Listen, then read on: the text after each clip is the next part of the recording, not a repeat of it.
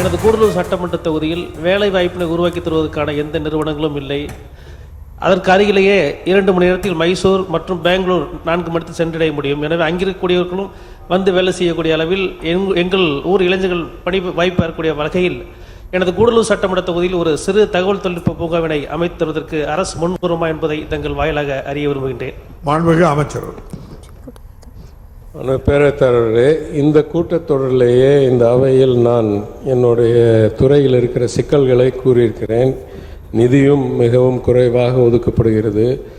மற்ற மாநிலங்கள் போல் எல்லா தகவல் தொழில்நுட்ப பூங்காக்களும் எங்கள் துறையில் செயல்படுறதில்லை. ஒரு சின்ன பங்கு தான் இந்த எல்கோசஸ் மட்டும்தான் எங்கள் துறையில் செயல்படுது.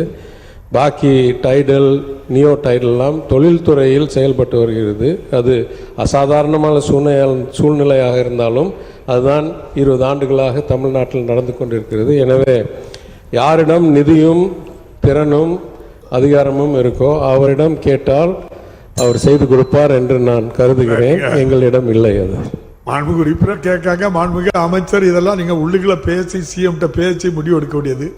பாசிட்டிவாக பதில் சொன்னால் உறுப்பினர்களுக்கு நன்றாக இருக்கும். மாண்புமிகு பேரவைத் தலைவர் அவர்களே,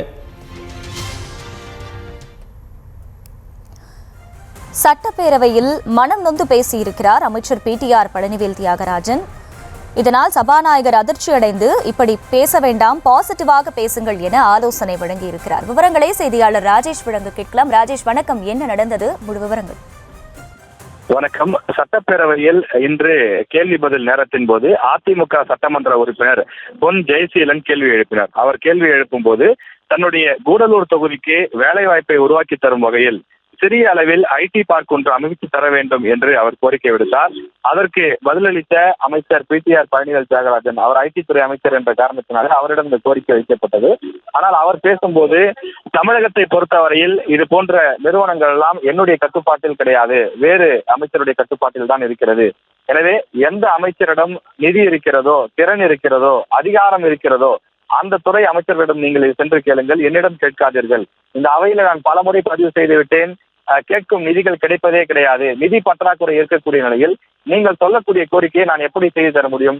எனவே யாரிடம் அதிகாரம் இருக்கிறதோ, யாரிடம் நிதி இருக்கிறதோ, யாரிடம் இவற்றையெல்லாம் செய்து கொடுக்கக்கூடிய திறன் இருக்கிறதோ அவரிடம் சென்று கேளுங்கள், என்னிடம் கேட்காதீர்கள் என்ற வகையிலே அமைச்சர் பிடிஆர் பழனிவேல் தியாகராஜன் மனம் நொந்தபடி ஒரு பதிலை கொடுத்தார். இதனால் அதிர்ச்சி அடைந்த சபாநாயகர் அப்பாவு, நீங்கள் இது போன்று பேசலாமா?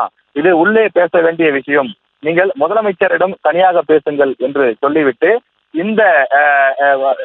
இந்த கேள்விகளுக்கெல்லாம் நீங்கள் பாசிட்டிவாக பதிலை கூறுங்கள் என்று ஒரு ஆலோசனை கூறினார்.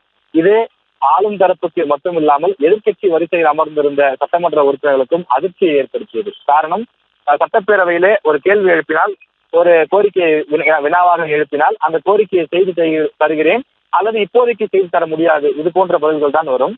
ஆனால் என்னால் செய்து தரவே முடியாது, போதுமான நிதி இல்லை, என்னிடம் அதிகாரம் இல்லை, யாரிடம் அதிகாரம் இருக்கிறதோ அவரிடம் சென்று கேளுங்கள், என்னால் இதை செய்து தர முடியாது என்று வெளிப்படையாகவே அமைச்சர் பிடிஆர் பழனிவேல் தியாகராஜன் சொன்ன பதில், அவர் ஏற்கனவே மனவேதனையில் இருக்கிறாரா, விரக்தியில் இருக்கிறாரா, அதனுடைய வெளிப்பாடா, அல்லது எப்போதும் போல வெளிப்படையாக அவர் தன்னுடைய கருத்துக்களை பேசிவிட்டாரா என்ற ஒரு சந்தேகத்தையும் எழுப்பியிருக்கிறது.